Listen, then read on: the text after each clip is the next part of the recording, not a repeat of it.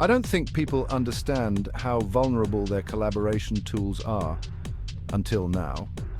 Basta, the notorious ransomware group, is now exploiting Microsoft Teams to breach organizations. They're sneaky, slipping malicious links into your everyday chats. Once clicked, these links can cripple your entire network. How do they do it? It starts with a phishing email, hijacking a legitimate account. Then they use that compromised account to infiltrate Teams. It's like letting the fox into the hen house. Your credentials, your files, your company's data, none of it is safe. So what can you do?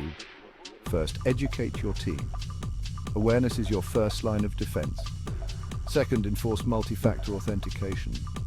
It's a simple step that adds a critical layer of security. Finally, always verify suspicious messages, even if they seem to come from a trusted source. Want to stay ahead of the game? Join our information security tutorials.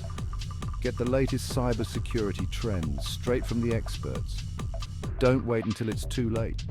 Protect your organization now. Remember, in cybersecurity, knowledge is power.